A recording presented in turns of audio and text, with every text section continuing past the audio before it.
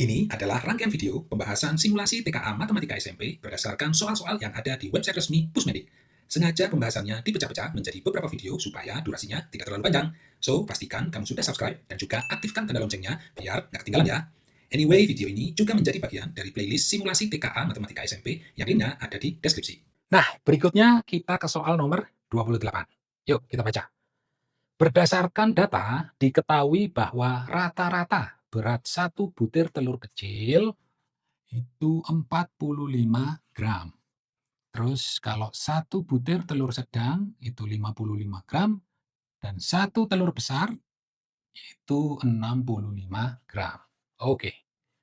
Seorang karyawan toko bahan pangan sedang mengemas setiap 10 ya, butir telur ke dalam satu kemasan dengan ketentuan bahwa rata-rata berat per telur dalam setiap kemasan tersebut adalah 55 gram. Oke, jadi ditandain dulu ya, penting ini. Nah, berikutnya.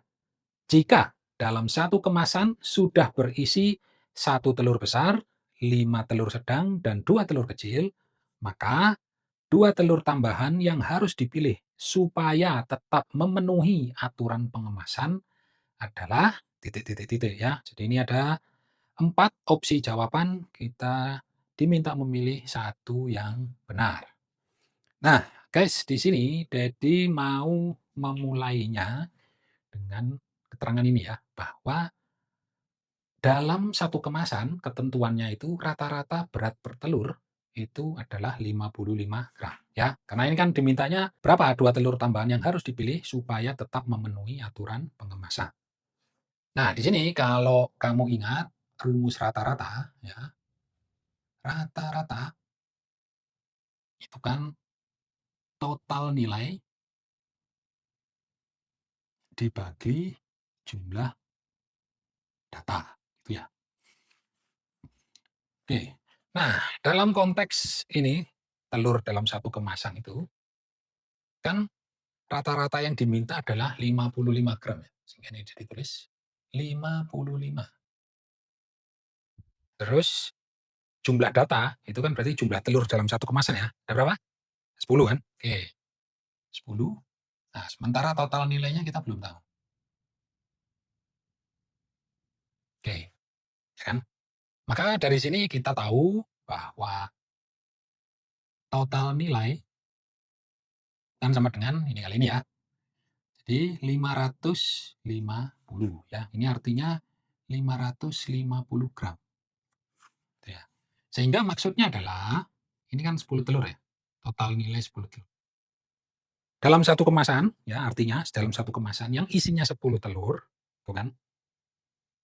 Itu nggak masalah kalau telur-telurnya bervariasi ya. Artinya ada yang kecil, ada yang menengah, ada yang sedang, ada yang besar gitu ya. Nggak masalah bervariasi. Yang penting total nilainya atau total beratnya harus 550 gram. Supaya apa? Supaya rata-ratanya 55 gram ya, sesuai dengan ketentuan ini. Nah, sehingga ketika dibilang di sini, dalam satu kemasan sudah berisi satu telur besar ya. Jadi dari satu kemasan isinya 10 telur ini sudah isinya satu telur besar. Terus ada 5 telur sedang. Terus ada 2 telur kecil. Oke. Ya. Nah, gini. Oke, kita hitung dulu. Ini kan 1 tambah 5, 6, tambah 2, 8 ya. Berarti kan kurang 2 ya, supaya totalnya 10. Ah, berarti ada 2 telur yang tanda tanya, kita belum tahu. Tapi ya memang kan ini yang ditanyakan kan, ini. Maka 2 telur tambahan yang harus dipilih. Nah, ini kan. Nah, itu berarti kan yang ini ya. Ya jadi nunjukin ini supaya kamu tahu bahwa, oh, oke, berarti hitungan kita pas gitu. Nah, dari sini yuk kita hitung beratnya ya. Ini 1 telur besar, berarti 1 kali 65. Oke. 5 telur sedang, berarti 5 kali 55. Dan 2 telur kecil, 2 kali 45. Nah, ini kan kita jumlahkan gini ya. Oke, maka ini 65 ditambah 5 kali 55, berapa? 5 kali 50, 250. 5 kali 5, 25. Berarti 250 ditambah 25, 275. Oke, good. Ditambah 2 kali 4, 5, gampang ya, 90. Oke, kita jumlahkan yang ini dulu ya, belakangnya 5. Berapa? 65 tambah 275. Itu kan sama kayak 60 ditambah 280. Gampang ya? 3? Nah, good. 340. Oke, berarti ini ditambah 90 berapa? 430. Nah, ya, jadi yang sudah ada di kemasan ya, 8, baru 8 nih, belum 10, yang itu ternyata berat totalnya adalah 430 gram. Ya, sementara ini tadi ya, supaya rata-ratanya 55 gram, maka total nilai atau total beratnya harus 550 gram. Berarti kurang berapa? Nah, kurang 120 gram ya. Oke, jadi tulis ini. Kurang 120 gram. Ya. Nah, 120 gram inilah yang harus dipunyai oleh 2 telur ini ya. Jadi 2 telur ini nanti kita pilih ya, belum tahu yang mana, tapi pokoknya totalnya ini kalau dijumlah harus 120. Oke, bisa diikuti sampai sini ya. Oke, good. Nah, ya jadi ya kita tinggal lihat sekarang. Mungkin nggak dua-duanya telur kecil? Telur kecil berarti 45 kali 2, 90. Oh, kurang ya? Oke, bukan. Gimana kalau satu kecil, satu sedang? Berarti 45 tambah 55, 100. Ya, masih kurang. Dua-duanya sedang. 55 kali 2, 110. Masih kurang ya? Berarti jangan-jangan satu besar, satu sedang ya? Yang besar itu 65, yang sedang 55. 65 tambah 55? Ya, pas ya? 120 kan? Oke. Ini 65 sama 55 ya. Kalau ditotalkan 120. Sehingga dengan demikian jawabannya adalah satu yang besar, telur besar, dan satu telur sedang. Nah, itu berarti yang D. Oke, itu ya.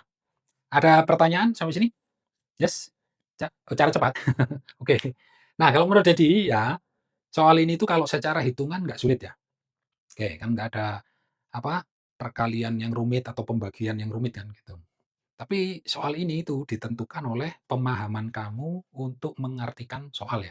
Jadi ya kayak itu kan. Misalkan ketentuannya dalam satu kemasan itu pokoknya rata-ratanya harus 55 gram. Nah, itu kan terus dibentuk kayak gini sehingga terus kita tahu, oh berarti berat total telurnya harus 550. Itu ya. Ya kalau ininya sih jadi yakin kamu bisa lah. Nah, terus terakhir tadi kalau waktu nyari jawabannya, ya kalau Dedi kan tadi coba-coba ya, misalkan kalau dua-duanya kecil, terus satu kecil, satu sedang. Nah, kamu bisa juga menggunakan opsi jawaban ya. Jadi, oke di sini dibilang 2 telur sedang, berarti 55 kali 2, 110. Oh, salah. 2 telur besar, 65 kali 2, 130. Oh, kelebihan ya, salah juga. C, 1 besar, 1 kecil, berarti 65 tambah 45. Berapa? 65, 45. Itu kan kayak 60 tambah 50. Yes, 110. Salah juga. Ya, berarti yang D nih ya. Satu besar, satu sedang. 65 tambah 55 pas ya, 120. Oke ya, jadi gitu caranya. Berikutnya, mari kita ke soal nomor 29. Untuk menjaga dan meningkatkan kualitas produksi, tim bagian quality control memeriksa kualitas lampu yang diproduksi pada satu waktu. Berdasarkan pemeriksaan yang dilakukan, diperoleh data sebagai berikut. Ya, jadi di sini ada jumlah lampu yang kondisinya baik itu ada 980 buah dan jumlah lampu yang kondisinya rusak ada 20 buah. Nah, tim tersebut melakukan kesalahan dengan meletakkan keseluruhan lampu tersebut di dalam satu wadah. Maka jika satu lampu dipilih secara acak dari wadah tersebut, peluang bahwa lampu yang terpilih adalah lampu dengan kondisi rusak adalah ya, ini ada 4 opsi jawaban di mana kita diminta memilih satu yang benar. Oke ya, jadi di sini perhatikan ini satu lampu dipilih secara acak dari wadah tersebut. Nah, di wadah ini isinya total ada berapa lampu? Ada? Ada 1000 ya. Karena kan ini, tim tersebut melakukan kesalahan dengan meletakkan keseluruhan lampu tersebut di dalam satu wadah. Berarti kan ini ya. Ini kalau di total ini kan, berarti ada 1000. Nah, ini. Oke kan. 1000 lampu, ya campur ya, ada yang kondisinya baik, ada yang kondisi rusak. Nah, maka kita di sini kan diminta menghitung peluang bahwa lampu terpilih adalah lampu dengan kondisi rusak. Nah, di sini kamu perlu ingat rumus peluang ya. Jadi PA ini maksudnya peluang terjadinya A, gitu ya. Itu sama dengan banyaknya kejadian A dibagi jumlah seluruh kejadian. Ya, kadang ada juga yang nyebutnya jumlah seluruh sampel. Ya, nah, gini. Oke. Jadi maksudnya gini, ini kan kita diminta menghitung peluang bahwa lampu yang terpilih adalah lampu yang rusak. Nah, ini udah ditulis gini. P rusak ya. Peluang dapat lampu yang rusak. Nah, banyaknya kejadian rusak artinya banyak jumlah lampu yang rusak berapa? Nah, 20 kan ya? Oke. Ini tadi kepanjangan. Dibagi jumlah seluruh kejadian atau jumlah seluruh sampel. Ya ingat kan ini diambil dari wadah yang kecampur tadi ya, yang isinya 1000. Nah, jumlah di situ ada berapa? Semuanya. Nah, ada 1000 kan ya? Oke. Nah, ini per 1000. Nah, kita lihat jawabannya. Oh, jawabannya dalam bentuk pecahan ya, bukan desimal. Jadi tidak perlu mengubah ini menjadi desimal, tapi kita lihat di sini pecahannya kecil ya. Jadi ini perlu kita sederhanakan. Nah, gimana nih menyederhanakan? Oke. Oke, kalau yang masih bingung kita bisa gini aja. Oh, oke, ini kita coret dulu aja nolnya 1 kan. Ini kan jadinya 2/100 ya. Oke, kalau gini kan lebih mudah kan menyederhanakan, dibagi 2 ya. Sehingga yang atas dibagi 21, yang bawah dibagi 2 adalah 50. Dan demikian maka jawabannya adalah yang A. Oke, gampang ya? Oke. So, ada pertanyaan? Yes. Kok cepat? Oh, ini memang kurang cepat ya? Oke, kalau menurut Dedi ya cara cepatnya sudah seperti ini ya. Artinya, eee, terus terang rumusnya straightforward ya, to the point ya. Jadi ya memang peluang rusak itu artinya jumlah yang rusak dibagi jumlah keseluruhan. Ya artinya kamu perlu memahami rumus ini gitu ya, bukan hanya sekedar hafal tapi perlu memahami. Jadi P rusak, peluang mengambil yang rusak itu berarti banyaknya kejadian yang rusak dibagi seluruh sampel gitu ya. Jadi umumnya seperti ini ya, rumus umumnya. Peluang terjadinya A itu banyaknya kejadian A dibagi jumlah seluruh kejadian atau seluruh sampel. Sehingga misalnya nih sekarang ya, Dedi tanya, kalau peluang terambil lampu yang kondisinya bagus, berapa? Berarti jumlah lampu yang bagus 980 per jumlah keseluruhan ya, ya sama kan 1000 ya. Oke. Sehingga ini sama dengan sorry, 1000 ini ya, kurang 1 nolnya, sama dengan 0,98 ya. Ya atau kalau dibentuk pecahan berarti kan ini 98/149/50. Ada ya yang D 49/50. Ya, tapi kan yang ditanya peluang terpilih yang rusak.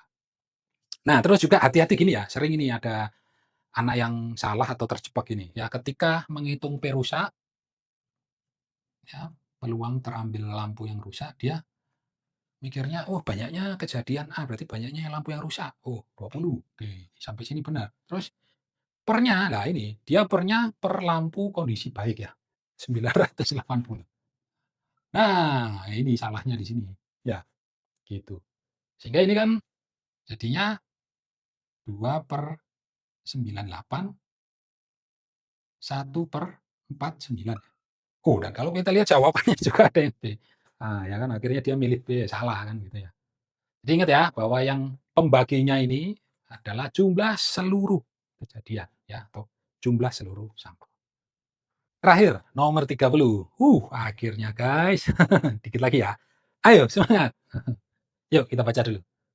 Sebuah sensor otomatis diuji untuk mendeteksi kendaraan yang melintas. Pengujian dilakukan dalam 3 tahap dengan hasil sebagai berikut. Oke ya, jadi ini hasil pengujiannya ditampilkan dalam bentuk tabel. Nah, berikutnya, data tersebut digunakan untuk memperkirakan peluang kegagalan sensor pada satu kali deteksi berikutnya. Nah, berdasarkan data di atas, manakah pernyataan yang benar tentang pengujian sensor tersebut? Jawaban benar lebih dari satu. Oke ya, jadi di sini ada 4 opsi jawaban. Ini yang C, D ditulis ini karena nggak cukup. Dan karena dibilang jawaban benar lebih dari satu, maka ya masing-masing ini perlu kita evaluasi apakah benar atau salah. Nah, di sini Daddy mau mengajak kamu untuk melihat tabelnya dulu ya. Jadi di sini kan terlihat ya, misalkan untuk tahap 1 itu jumlah ujinya 100, di mana sensor berhasil 91 kali dan gagalnya 9 kali ya. Artinya kan ini ditambah ini tuh sama dengan ini, gitu ya. Dan kalau kita lihat yang tahap 2 juga begitu kan, 150 dan itu sama dengan 132 berhasil ditambah 18 yang gagal. Sehingga yang ketiga pasti gitu juga ya polanya ya, 250 itu adalah 215 ditambah 35. Nah, berikutnya kan kalau kita lihat ini adalah soal tentang peluang, yang mana ini sudah kita bahas di soal sebelumnya ya, nomor 29. Untuk itu supaya kamu ingat dan lebih paham, mau Dedi tulis dulu rumus dasarnya ya. Jadi kita kan sudah belajar bahwa PA ya, ini bacanya adalah peluang terjadinya A itu sama dengan jumlah kejadian A dibagi jumlah seluruh kejadian. Nah, ini ya. Nah, kadang ada juga yang nyebutnya jumlah seluruh sampel. Ini ya, sama aja maksudnya. Oke, ini mau Dedi kotakin dulu. Nah, rumus sudah ada, data-data yang tersedia juga sudah lengkap. Tinggal sekarang mending kita langsung evaluasi opsi-opsi jawabannya. Yuk, kita mulai dari yang A. Frekuensi relatif atau peluang kegagalan sensor dari seluruh pengujian, ya, ini kata kuncinya seluruh pengujian adalah 0,124. Nah, karena yang diminta adalah peluang kegagalan dari seluruh pengujian, ya, maka ini perlu kita jumlahkan dulu, ya. Jumlah ujinya dulu ya. 100 ditambah 150, 250 ditambah 250 jadi 500 ya. Oke, ke 500 seperti ini. Nah, di sini Dedi mau jumlahin yang ini dulu ya, karena ini angkanya besar ya, kayaknya lebih mudah yang ini. 9 ditambah 18, 27. 27 tambah 35, 6, ya betul, 62 ya. Oke, 62. Nah, karena tadi ya polanya kan ini ya jumlah uji itu kan sama dengan sensor berhasil ditambah sensor gagal. Maka ini bisa juga kita dapatkan dengan 500 dikurangi 62. Berapa? 438. Oke, nice. Nah, dari sini tadi yang diminta adalah frekuensi relatif atau peluang kegagalan sensor. Maka di sini dia ditulis P gagal. Itu sama dengan ya ini jumlah kejadian berarti jumlah kegagalan ya ini kan seluruh jadi semuanya ya. Berarti yang 62 oke ini kepanjangan per jumlah seluruh kejadian ya atau jumlah seluruh sampel. Dalam ini berarti jumlah seluruh pengujian yaitu 500. Nah, berapa ini? Nah, kalau kita lihat di sini kan dia dalam bentuk desimal, maka sebaiknya kita mengubah ini juga dalam bentuk desimal. Nah, kalau gini kan agak sulit ya. Kan akan lebih mudah kita mencari bentuk desimal itu kalau penyebutnya ya atau yang bawah itu kan per 10 atau kalau enggak per 100 atau per 1000 gitu kan. Nah, jadi di sini enaknya dibuat per 100 atau per 1000? Per 100. Oke, misalnya ya, per 100 gini kan. Maka ini kan supaya 500 supaya jadi 100 kan dibagi 5 ya. Nah, yang atas kalau dibagi 5 mudah nggak? Sulit ya? Nggak pas ya?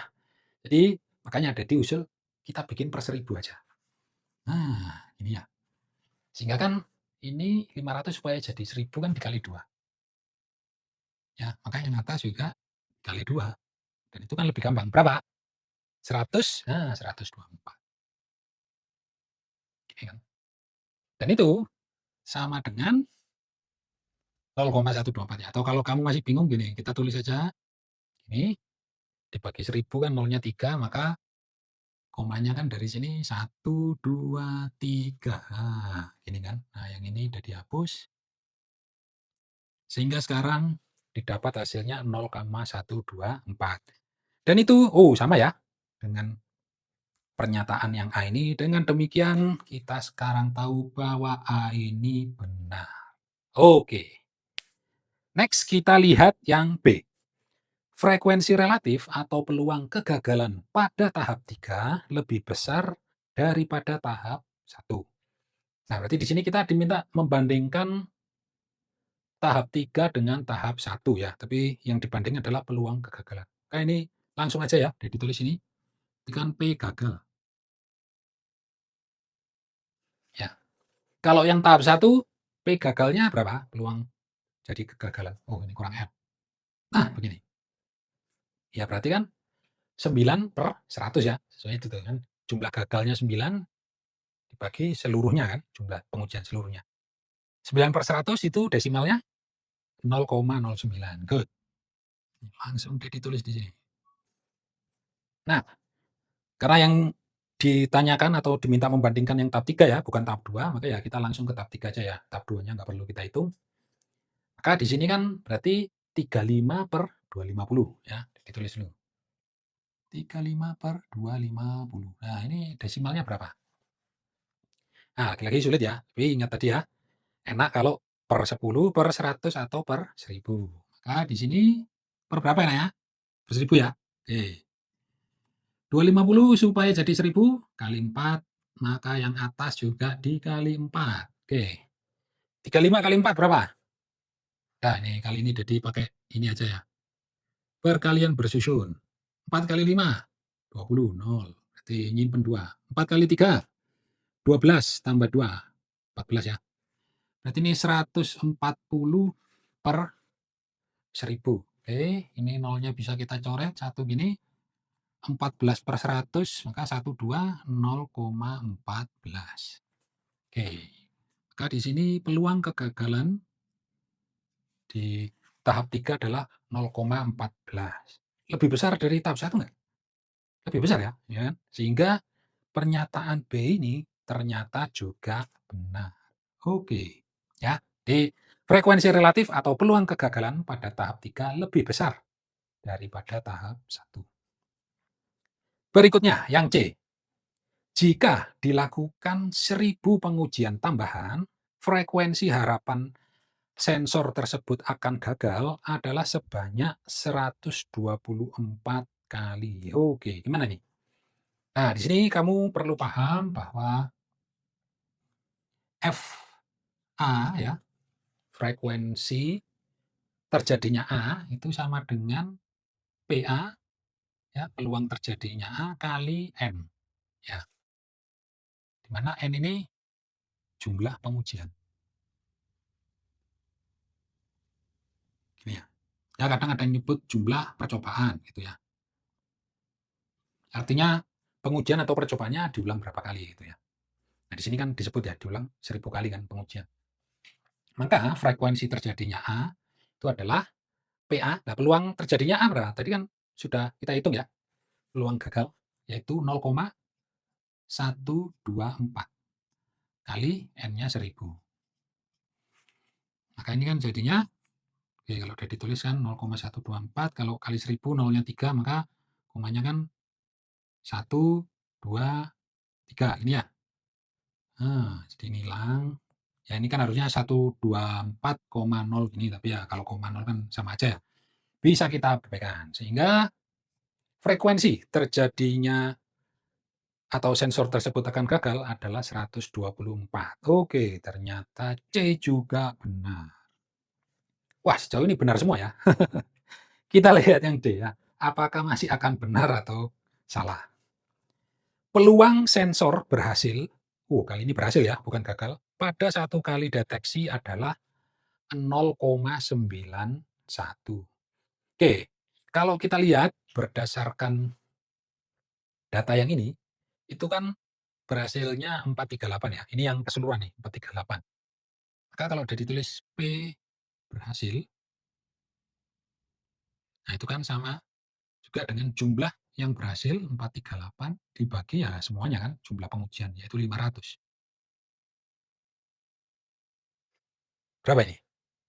Ya lagi-lagi biar mudah kita jadikan per 1000. Ini artinya dikali 2, maka yang atas juga dikali 2. Jadi berapa? Kalau 400-nya dikali 2 kan 800. 38 kalau kali 2 berapa? 76. Oke, good. Jadi 876. Ya. Dan ini sama dengan berapa? 0,876. Oke. Nah, sementara yang dia bilang bahwa peluang sensor berhasil adalah 0,91. Salah ya? Nggak sama kan? Maka ini kita simpulkan D adalah salah. Nah, oh ya guys, waktu ngitung ini ya, peluang berhasil itu selain cara itu bisa juga begini. Ya, P berhasil itu sama dengan 1 dikurangi P gagal. Ya, itu. Ini kan artinya 1 dikurangi, kita sudah ngitung kan, P gagalnya tadi 0,124. Nah, 1 kalau dikurangi 0,124 itu 0,876. Ya, sama juga dengan yang ini. Jadi di sini terserah kamu ya, kamu mau atau lebih suka ngitungnya pakai ini, 1 dikurangi P gagal, atau ya dihitung lagi aja berdasarkan data ini ya, 438/500 dan apapun itu dua-duanya pasti jawabannya sama, itu 0,87. Nah, oke, akhirnya selesai juga ya pembahasan 30 soal kisi-kisi TKA Matematika untuk SMP. Nah, dalam hal ini Dedi tentu berharap kamu tetap semangat belajarnya, dalam artian kalau merasa ada yang belum ngerti atau masih belum bisa, kamu bisa tonton ulang videonya atau ya tentu bisa juga ya nanya ke guru matematika di sekolah. Nah, dalam hal ini Dedi juga mendoakan semoga ujian TKA kamu bisa mendapatkan hasil yang terbaik. Nah, kalau kamu di sekolah atau dari guru dapat soal latihan atau soal kisi-kisi matematika yang berbeda dengan yang kisi-kisi Pusmendik dan kamu kesulitan, kamu bisa ya request pembahasan soalnya ke Dedi. Caranya gimana? Caranya adalah kamu klik link yang ada di komen pertama yang Dedi pin. Jadi di setiap video itu kan di komen pertama ada disematkan link yang itu adalah nanti ke Google Form. Nah, di situ kamu bisa submit atau mengirimkan soal yang kamu pengen jadi untuk bikin video pembahasannya. Ya gampang kok ya. Jadi kamu misalkan dapat soal, kamu tinggal foto, terus nanti waktu di Google Form kamu tinggal upload fotonya itu ya. Jadi nggak ribet. Dan seperti biasa, kalau kamu suka dengan video-video pembahasan ini, jangan lupa like dan share videonya. Dan sampai jumpa di video-video menarik berikutnya. Ciao! Oke guys, gimana? Sudah ngerti belum? Nah, untuk ngetes apakah kamu sudah ngerti atau belum, ini Dedi kasih PR yang soalnya Dedi bikin ya mirip-mirip lah dengan soal yang tadi sudah kita bahas. So, ini kamu kerjain dulu. Nanti kalau sudah, tulis jawaban kamu di kolom komentar. Dan kalau kamu pengen Dedi bikin video pembahasan yang ini, tulis juga ya. Tapi jangan lupa like, subscribe, dan aktifkan tanda loncengnya. So, sampai jumpa di video-video pembahasan berikutnya. Ciao!